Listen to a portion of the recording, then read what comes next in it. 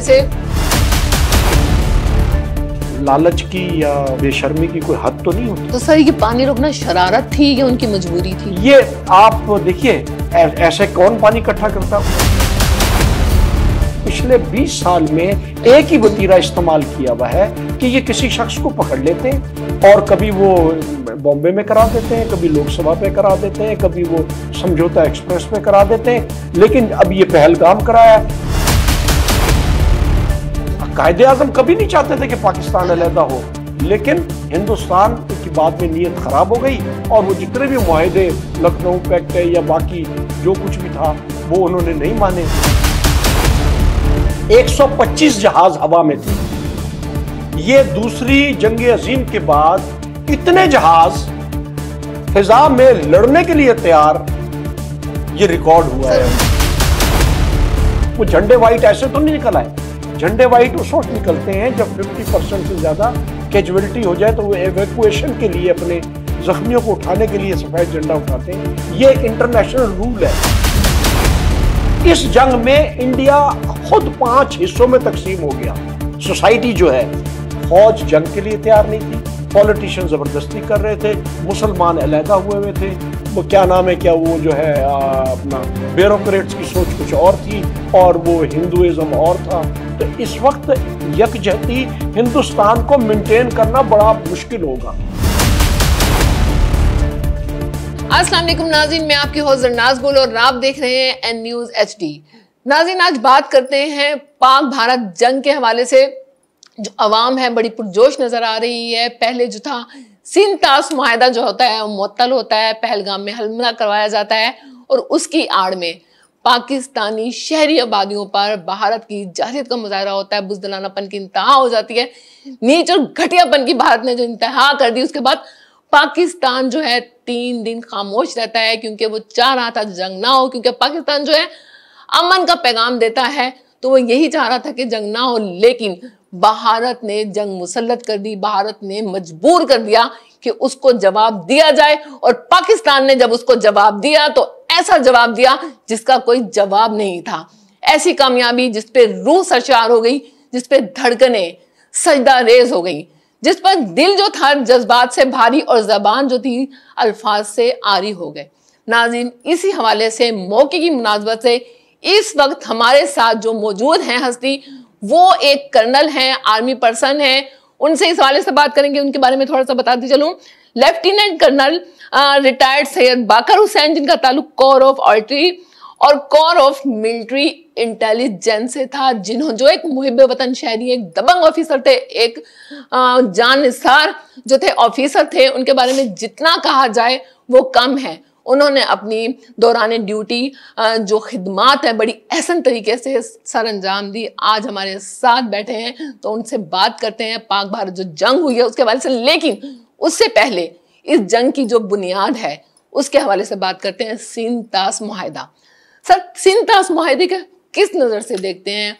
ये जब हुआ किस हवाले से हुआ और मुअत्तल हुआ तो उसकी क्या वजह है? देखिए 1960 में अयूब खान प्रेसिडेंट थे हमारे और जवाहरलाल नेहरू और उनके बाकी लोग जो थे, उन्होंने ये मुआहदा तय किया था और उसमें 3 दरिया जो थे, ब्यास, रावी और सतलुज, वो इंडिया को दे दिए और जो जेहलुम, चनाब और इंडस जो था वो पाकिस्तान के हिस्से में आया।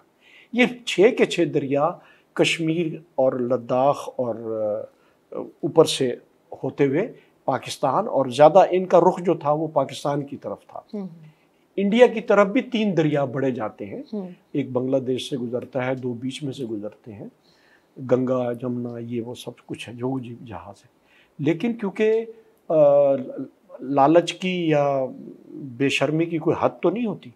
हिंदुस्तान अब मौसमी हालात भी बदल गए, बारिशें भी कम हुई और जिसकी वजह से हिंदुस्तान की बाद में आबादी बढ़ी, उनकी खुराक की ज़रूरत ज़्यादा हो गई। इसी तरह हमारी भी आबादी बढ़ी, हमारी भी खुराक की ज़रूरत जो है बढ़ गई। तो सर ये पानी रोकना शरारत थी या उनकी मजबूरी थी? ये आप देखिए ऐसे कौन पानी इकट्ठा करता, उनकी मजबूरी थी।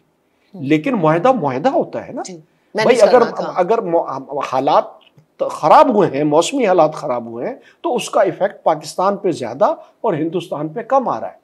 तो इन्होंने पिछले 20 साल में एक ही वतीरा इस्तेमाल किया हुआ है कि ये किसी शख्स को पकड़ लेते हैं और कभी वो बॉम्बे में करा देते हैं, कभी लोकसभा पे करा देते हैं, कभी वो समझौता एक्सप्रेस पे करा देते हैं। लेकिन अब ये पहलगाम कराया, जब भी हम उनसे कहते हैं कि भाई आप इंटरनेशनल इसकी इंक्वायरी कराओ, तो नहीं कराते, क्योंकि इनको इजराइल से, अमेरिका से, बरतानिया से, क्योंकि इंडिया की मईशत बहुत बड़ी है, उनको लालच है कि मेरी मार्केट जो है वो कायम और दायम रहे। पाकिस्तान के थोड़े से सियासी हालात और माइशी हालात थोड़े से कमज़ोर हैं, उसका वो नाजायज़ फ़ायदा उठाते हैं, और जिसकी वजह से ये सारा इन्होंने ये इंडस वाटर ट्रीटी जो है उसको सस्पेंड कर दिया, और दोनों जो इन्होंने डैम बनाए हैं इसके ऊपर, चनाब पर और झेलम के ऊपर, उन्होंने वहाँ पानी रोक लिया। डैम जो है उनका बनाने का एक कानूनी थोड़ा सा हक था कि ये बना लें, लेकिन एक माहदे के तहत उन्होंने हमारे दरियाओं में पानी को एक हद तक छोड़ना होता है। लेकिन सर उन्होंने तो हमारे दरियाओं पे भी डैम बनाने शुरू कर दिए। नहीं, वो हमारे दरियाओं पे तो जो बनाए हैं ना, उन्होंने ये कहा था कि जी आपके भी फ्लड रुकेगा, हम भी थोड़ा सा इसका फायदा उठा लेंगे, हम जो पानी का बहाव है जो हमारे आपस में माँ बहन तय हुआ है, वो पानी का बहाव हम नहीं रोकेंगे। तो इससे ये हुआ कि हमारे भी इलाकों में जो एकदम, क्योंकि पहाड़ों से जब पानी, मैं कश्मीर में रहा हूं ना, कि जब वो बहुत ज्यादा बारिश होती है तो फिर पानी बड़ी जोर से आता है। तो इन्होंने जो कुछ बनाया और जो आगे इन्होंने पानी रोका, तो इन्होंने वो सिंतास मायदा करके और इन्होंने बंद कर दिया। लेकिन एक बात बताता चलूं, कल को अगर ये बारिशें आएंगी, ये पानी रोक नहीं सकते, कि कुदरत का जो तरीका कार है, पानी का बहाव जो जमीन के ऊपर अल्लाह ताला ने बनाया हुआ है, पानी आएगा इधर ही।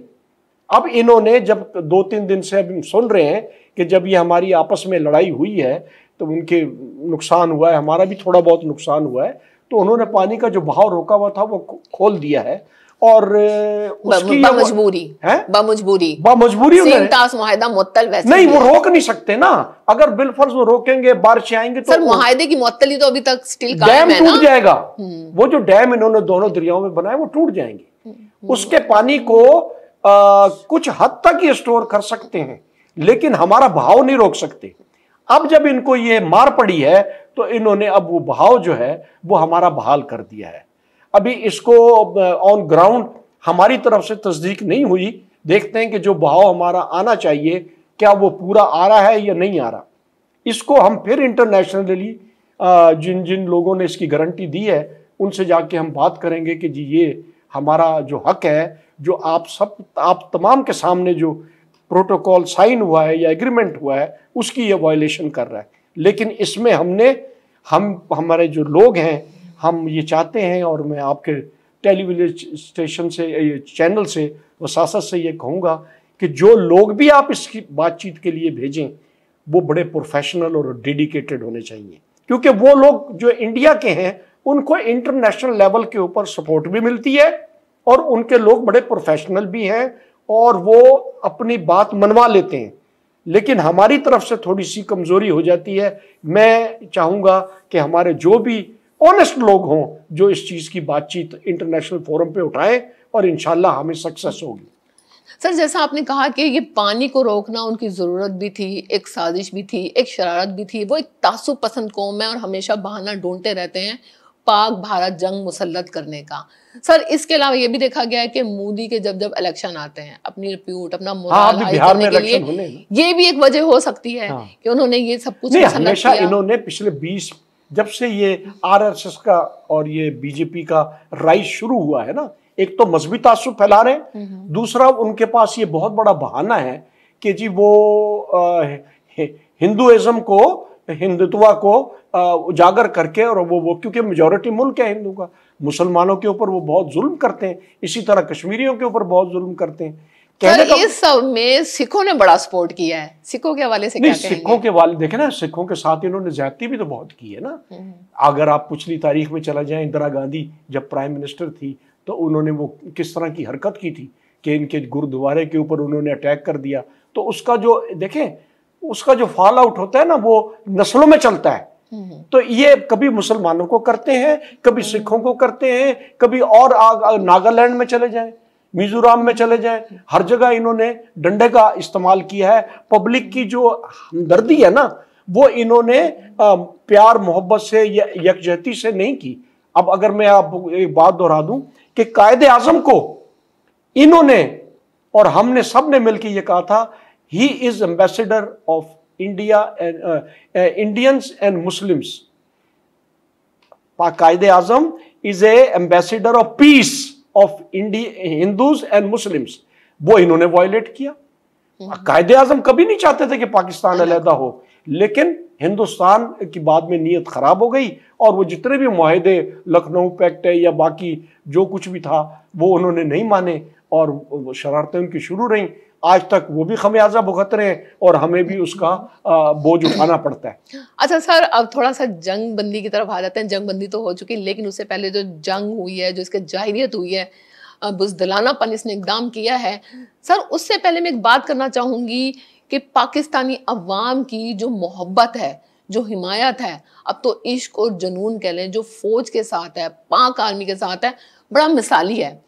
हर मतलब मामले में फौज के पीछे अवाम शाना बशाना खड़ी रही है और इस दफा तो कमाल ही हो गया। अवाम ने भरपूर हिमायत, मतलब मुसलसल रैलियां निकलती रह गई हैं, मुसलसल जलसे जुलूस होते रह गए हैं।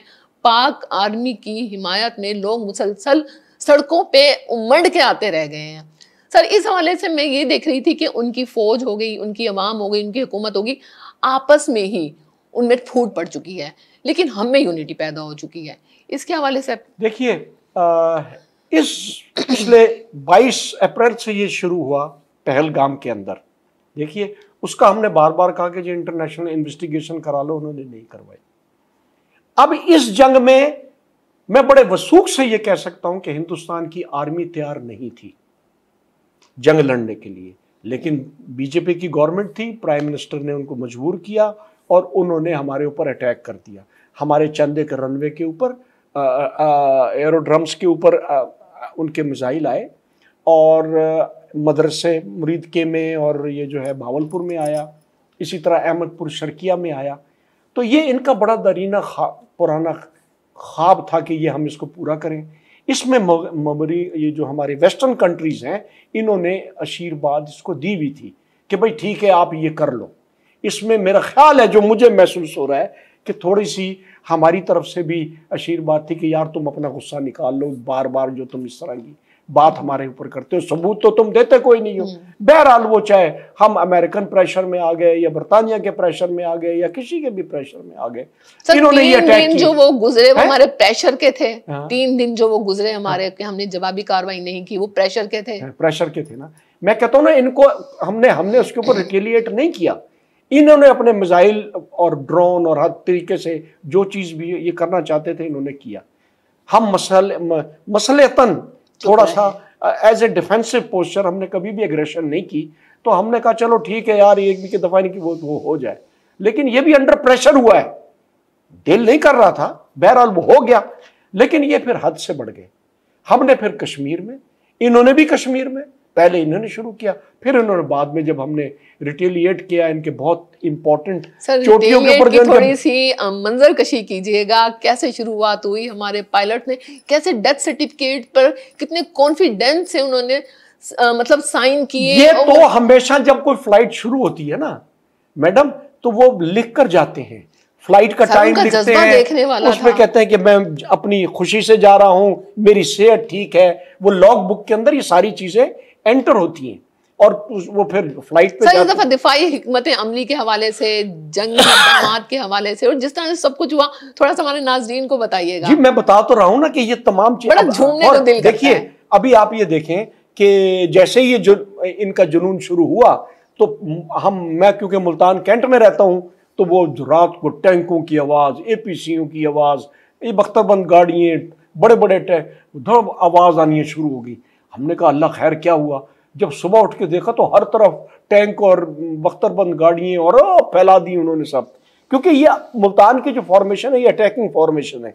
इसका डिसीजन बाद में आर्मी चीफ लेता है कि इसको कहाँ डिप्लॉय करना है। अदरवाइज तो भावलपुर में जो हमारी आर्मी थी, क्योंकि 22 अप्रैल से जो इनकी इंटेंशंस थी वो हमें बड़ी समझ आ रही थी, ठीक है। तो हमने आहिस्ता आहिस्ता करके उकाड़ा से, लाहौर से, पन्नू आकिल से, बावलपुर से और आगे सियालकोट से अपने अपने ट्रूप्स जो थे वो बैटल फील्ड से कुछ दूर, यानी बॉर्डर से कुछ दूर, अपने अर्ली वार्निंग के लिए डिप्लॉय कर दिए थे। अच्छा, और उसके बाद ये हुआ कि फिर वो एयरपोर्ट्स के ऊपर अलर्ट हुआ। अलर्ट होने के बाद सारे जहाज़ों को स्टार्ट किया, क्योंकि वहां से हमें पूरी एक्टिविटी नजर आ रही थी। हमारा एक सिस्टम है, मैं यहां भी दोहरा देता हूं, उसको कहते हैं C4IRS। जो 4C है ना, वो है command, control, coordination and communication. 4C वो हो गए। I जो है वो इंटेलिजेंस है, R जो है वो रिकॉनेसेंस है, S जो है वो सर्वेलेंस है।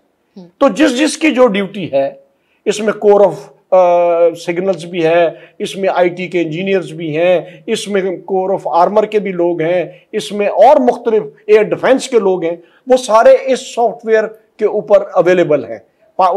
कराची के समंदर से लेकर वो चाइना के बॉर्डर तक वो सारे अपनी अपनी इनपुट डालते रहते हैं और कंट्रोल रूम के अंदर देख रहे होते हैं कि कहां पर हमें इत्तला आ रही है कि ये हो रहा है, यहां पर इंडिया के जहाज उड़ रहे हैं। एट ए टाइम 125 जहाज हवा में थे। ये दूसरी जंग अजीम के बाद इतने जहाज फिजा में लड़ने के लिए तैयार, ये रिकॉर्ड हुआ है। उनकी तरफ से कितने थे और हमारी तरफ से थे तकरीबन 40 जहाज, 40-45 जहाज। उनकी तरफ से फिर आप बाकी माइनस कर लें, 80 से 90 जहाज थे। तो 125 जहाज बवक्त हवा में मौजूद थे और हमारा ये जो सिस्टम है C4IRS ये देख रहा था। उसके बाद फिर चाइना से जो हमने और उनके साथ मिलके जो सॉफ्टवेयर तैयार किया और JF थंडर में लगाया और C5 जहाज लिए, ये पिछली हुकूमत में शायद आपको याद होगा कि हमारे प्राइम मिनिस्टर ने वो जहाज को रिसीव किया था कामरा में, तो वो बड़ी मशहूर हुई पिक्चर। तो इसके अंदर जो रडार सिस्टम चाइनीज ने लगाया है वो दुनिया में सबसे एडवांस है। फिर हमारी क्योंकि अब हमारे ऊपर बहुत बुरी आ गया था, प्रेशर आ गया था, बहुत ज्यादा नुकसान हो गया था, हमने फिर उसका जवाब देना था। फिर इन्होंने रात को 1 से लेकर 1:30-2 बजे करीब हमारे ऊपर खूब हमला किया। सारे इनके पास जितने भी ड्रोन थे तकरीबन 100 से ज्यादा, उसमें भी एक्सप्लोसिव होता है और वो ड्रोन ये वापस नहीं जाते। जहां पर इन्होंने भी चंद एक जगह पर चंद एक जगह पर नुकसान पहुंचाया, लेकिन मेजॉरिटी बल्कि 80-90% ड्रोन जो थे वो तो शहरियों ने भी, जैसे हमारे बसंत में मेला नहीं लगता, सबने अपनी अपनी बंदूकें निकाल ली, फौज ने भी सब बहुत सारे ड्रोन गिरा लिए। पाकिस्तानियों के लिए तो ये मेला था ना। बहरहाल, तो एक कौम के अंदर जज्बा जोश हमारे अंदर आ जाता है। आपने ये सवाल पूछा था, हमें जोश और जज्बे का बताने की जरूरत नहीं है। जिस तरीके से हमने पाकिस्तान को हासिल किया, जिस तरीके से जो हमारा दीन और ईमान है और जो हमारा जज्बा हुब्बुल वतनी है। मेरे पास एक चैनल आया था, उसने रिकॉर्ड किया मेरा प्रोग्राम, तो कहने लगा क्या करन साहब आप तो बहुत अरसा हो गए, आपके तो आज़ा भी कमजोर हो गए होंगे, तो अब तो आपके पास आप नहीं लड़ सकते। मैंने कहा यार मेरी वर्दी अभी भी लटकी हुई है, टोपी भी पड़ी है, बूट भी पड़े, कहते दिखाएं। तो जो मेरा मुलाजिम था, मैं कहा यार ले आया, इनका शक दूर कर दे। वो वर्दी ले आया, टोपी ले आया, बैट ले आया, बूट ले आया। मैं कहा कोई शक तो नहीं, आज बुलाएंगे आज ही चले जाएंगे। तो फिर वो उन्होंने कहा सर टोपी तो पहने, तो मैंने टोपी पहन के भी दिखा दिया। मैं कहा देखो अभी तक फिट आ रही है और ये 16 साल पुरानी टोपी है, बिल्कुल ब्रांड न्यू है, सेट करके रखी हुई है। तो बहरहाल जज्बे की कोई कमी नहीं है। हमारे अवाम, हमारी फौज, हमारे क्या नाम है इदारे जितने भी हैं, ये कुदरती हमारा एक पहले दिन से ये हमारे अंदर एक सॉफ्टवेयर फिट है कि जब भी हमारे ऐसे वक्त आएगा हम बिल्कुल अपने फौज के साथ खड़े होंगे। किसी को कोई शक नहीं होना चाहिए, चाहे अमेरिका हो, चाहे बरतानिया हो, चाहे हिंदुस्तान हो, जो भी जिसका हमने ये शक निकाल देना चाहिए। अच्छा सर, इनके जो राफेल तैयारे हैं, जिनको ये बड़ा नाज, जिस तरह से टाइटैनिक जहाज था जिसको तस्खीर किया ही नहीं जा सकता, जो नामुमकिनात में से था कि उसको गिराया ही नहीं जा सकता, शिकस्त दी नहीं जा सकती, वो गिरा, इनका गरूर खाक में मिला। ठीक है, 3 तैयारे राफेल गिरे। खैर ये नहीं मानते, लेकिन इंटरनेशनल मीडिया ने भी तस्दीक कर दिया। लेकिन सर अगर देखा जाए तो किस तरीके से इंफॉर्मेशन कलेक्ट की जा सकती है? आया वाकई जहाज गिराए गए हैं? क्योंकि हम तो ये दावा करते हैं कि जहाज गिराए गए, उस तरफ से कोई दावा नहीं होता। इट्स मीन इस चीज के प्रूव होते हैं ऑथेंटिक। प्रूफ मैं आपको बताता हूँ। हमारे जो पास चाइनीज JF थंडर और C5 ये जो C5 जहाज हैं, इनके अंदर जो मिसाइल PL-15 लगा है उसकी 300 किलोमीटर रेंज है।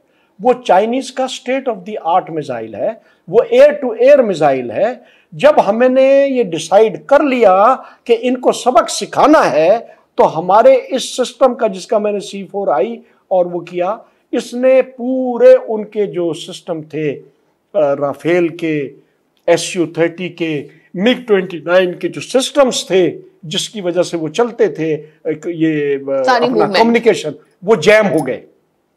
जब वो जैम हो गए, हमने एट ए टाइम उसी प्लेटफॉर्म से 10 हमारे जहाजों ने 10 टारगेट्स को होम ऑन कर लिया।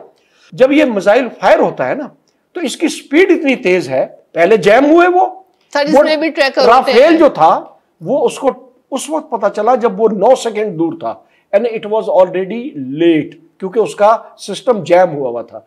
अब ये माने या ना माने, जो चीज हमारे रिकॉर्ड पर, जो चीज हमारे प्लेटफॉर्म पर, जो चीज हमारे IT सिस्टम पर आ गई है, उसमें 5 नहीं, इनके पहले दिन 5 गिरे हैं, उसके बाद जो लास्ट दिन जो था उस दिन इनके 2 गिरे। सर ये सैटेलाइट से भी तो कनेक्ट होते हैं, उसके जरिए इनका डाटा कंट्रोल रूम में भी तो कलेक्ट किया जा रहा होता है। इंटरनेशनल पावर्स जो होती है ना, वो जिनके साथ माशी लालच होता है ना, उनकी चीजों को छुपा के रखती है। अगर हमारा कोई जहाज गिरा होता तो इन्होंने बतंगड़ बना देना था। इसलिए ये आप न कहें कि जी हमें तस्दीक नहीं हो रही, ये नहीं हो रहा। नहीं सर, वो नहीं कह पा रहे कि हमने इनके गिराए हैं। कौन कहता है? खुला कह रहे हैं कि हमने गिराए हैं। कौन कहता है? वो कभी भी नहीं कहेंगे हमारे गिरे। यही ना, उनके पास प्रूफ नहीं है ना। नहीं, फिर ये भाग कर गए हैं ना। उन्होंने कहा जनाब ये तो जो सिस्टम इन्होंने जैमिंग का लगाया है, इससे तो हमारे हर चीज पैरालाइज हो गई है। पहले जो इनके मिसाइल आए, साइबर अटैक्स भी हुए हैं, 70% बिजली इनकी खत्म कर दी गई है। वो कहीं कहीं हुआ जरूर है। जब इस तरह के हालात होते हैं ना, फिर ये होता है। हिंदुस्तान के जो S-400 मिसाइल सिस्टम बर्बाद हुआ है, फिर इनका स्टोरेज सिस्टम जो है बरमूस मिसाइल का, वो बर्बाद हुआ है। एम्यूनिशन का एक बहुत बड़ा स्टोर था, वो बर्बाद हुआ है। इसके बाद एक बहुत बड़ा POL का स्टोर था, वो बर्बाद हुआ है। कश्मीर में बड़े इंपॉर्टेंट जो चोटियों के ऊपर बंकर्स हैं, वो हमने बड़े प्रिसीजन मिसाइल्स के साथ वो उड़ाए हैं। वो झंडे वाइट ऐसे तो नहीं निकल आए। झंडे वाइट उस वक्त निकलते हैं जब 50% से ज्यादा कैजुअलिटी हो जाए, तो वो एवैक्यूएशन के लिए, अपने जख्मियों को उठाने के लिए सफेद झंडा उठाते हैं। ये एक इंटरनेशनल रूल है कि जब आपका एक हद से ज्यादा नुकसान हो जाए और आपको एवैक्यूएशन में या उनको रेस्क्यू करने में या उनको निकालने में या फर्स्ट एड देने में, तो ये आपका हक है कि आप वो खड़े करें। और दूसरी तरफ से हमारा भी, दुश्मन का भी मॉरली ये वो होता है कि वो फिर उसके ऊपर फायर नहीं करता। ये 2-3 जगह पर हुआ है कश्मीर में। अभी भी जब ये जंगबंदी हो गई है, लेकिन इंडिया अभी भी वायलेशन कर रहा है। अभी भी हम अपना ब्लैकआउट में और रेडी पोजीशन में मौजूद हैं, क्योंकि इसने तमाम जितने भी वादे वईद हैं या रूल्स रेगुलेशन हैं, उनको अपने मुताबिक इस्तेमाल किया है।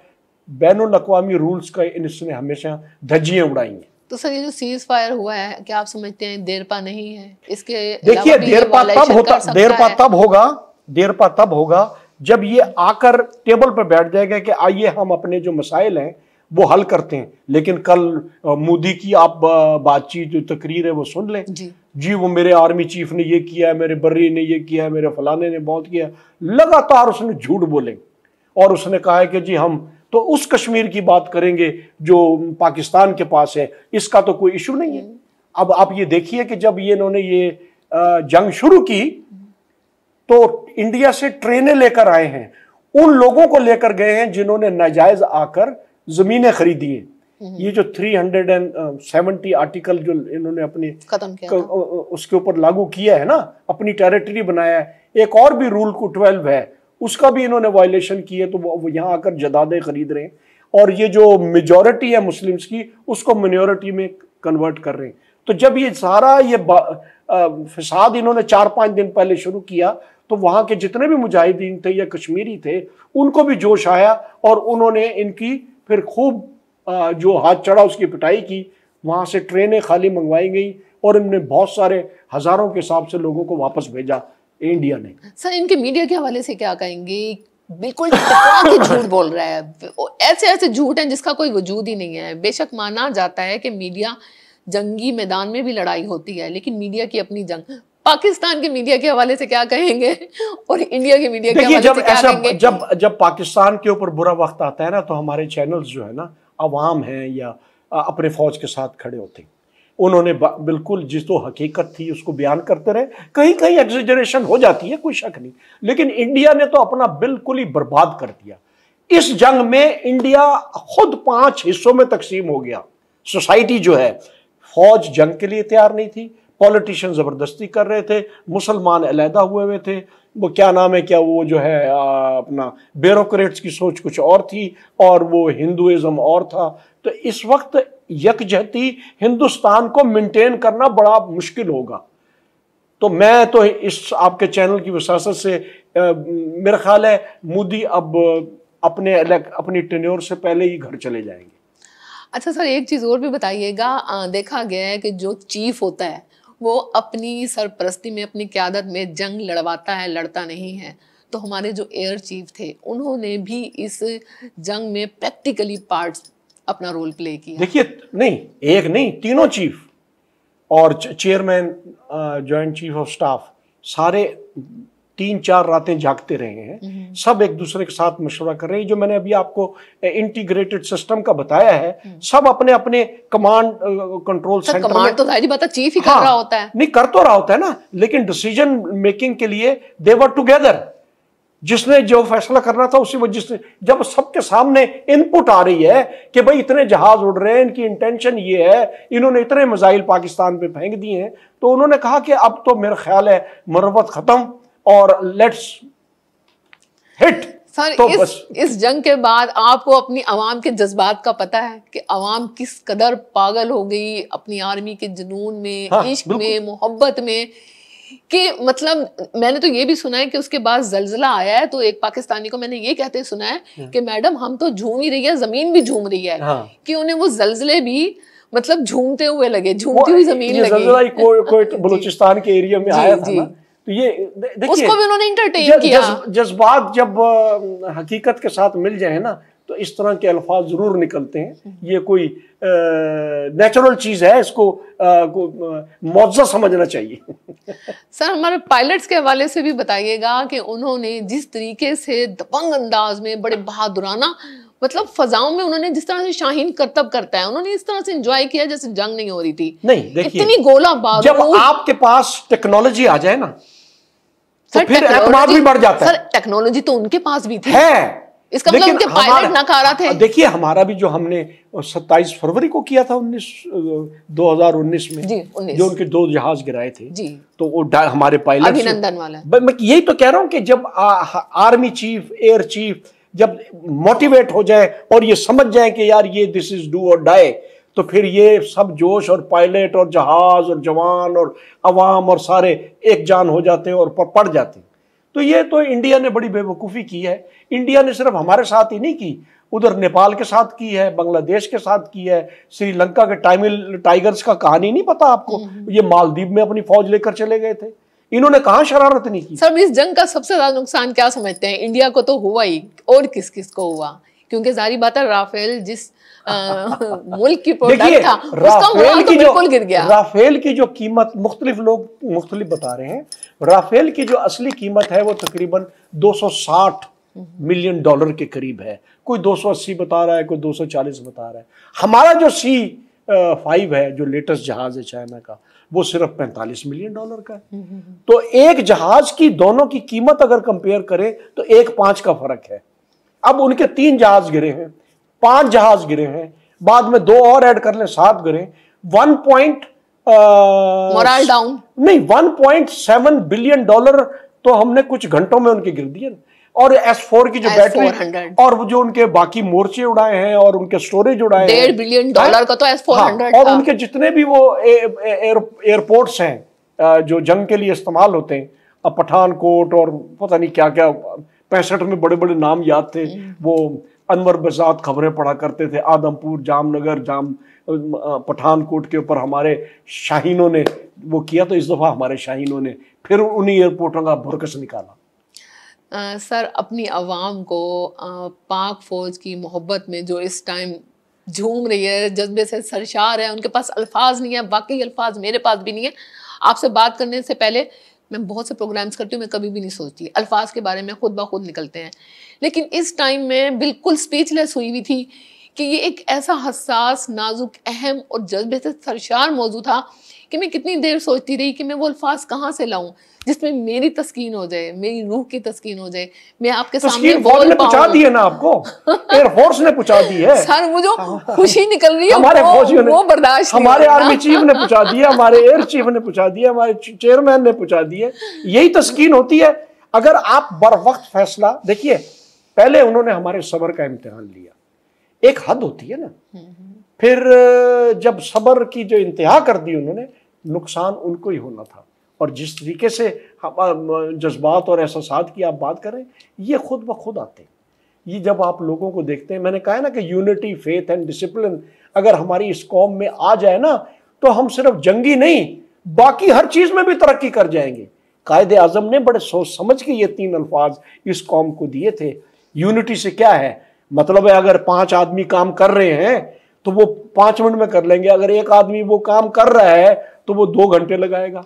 उसमें मोराल बन जाता है, यूनिटी हो जाती है, पावर आ जाती है, जोश आ जाता है।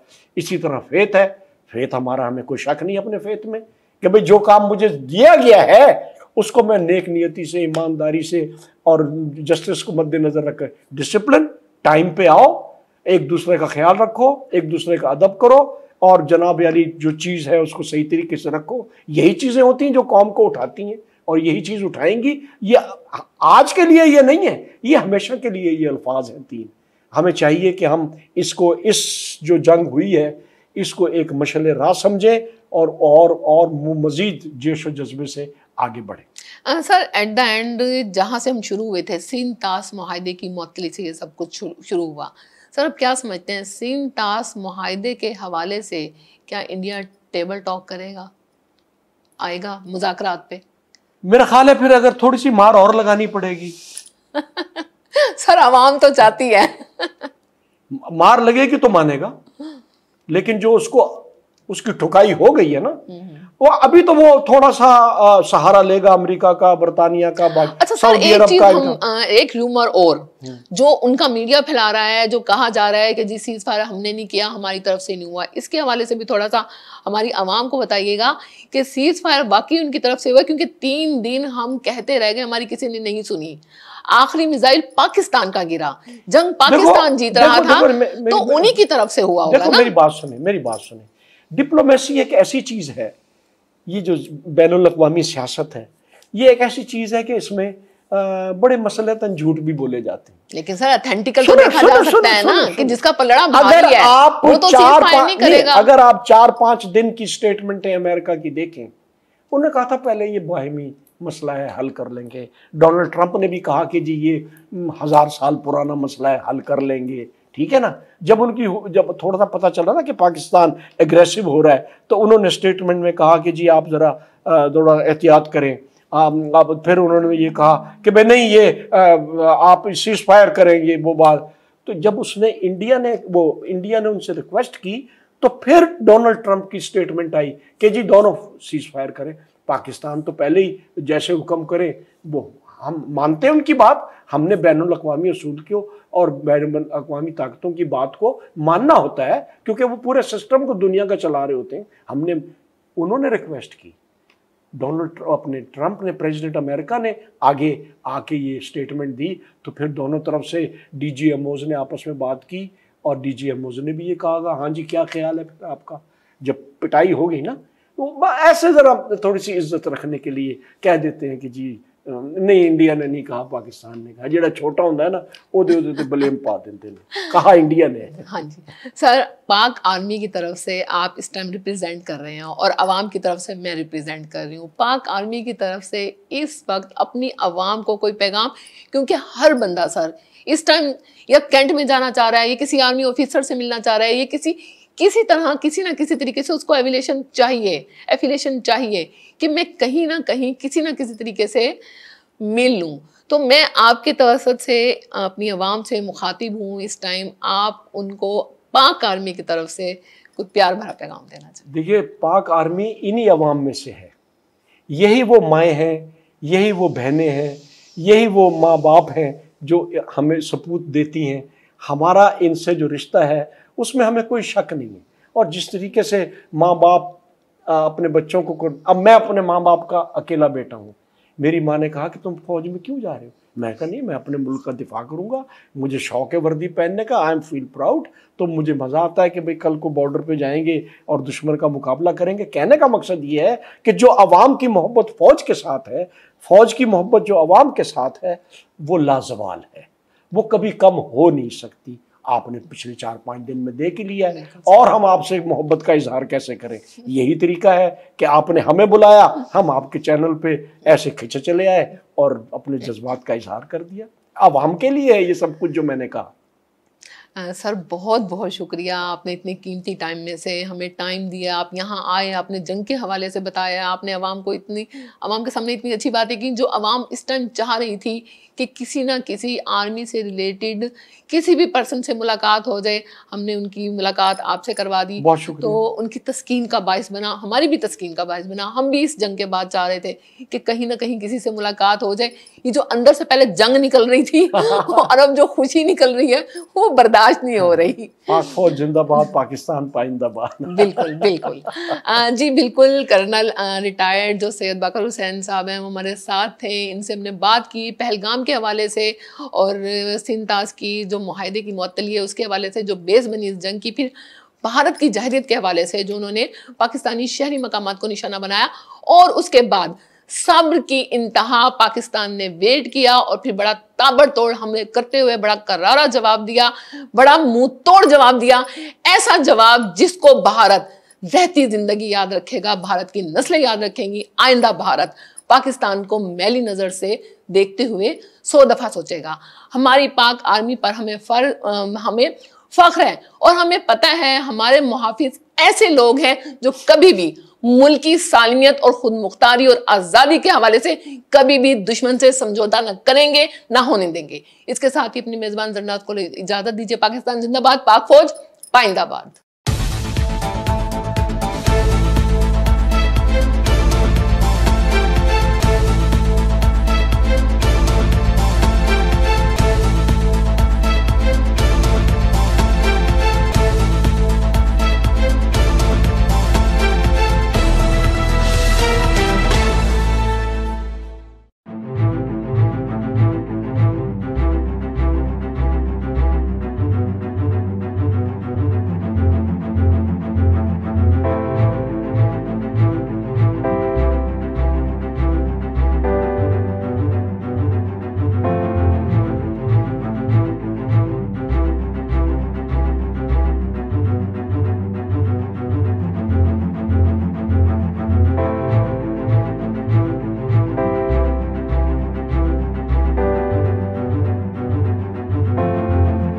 कितने अरसे तक आगे जा सकते हैं और बच्चे को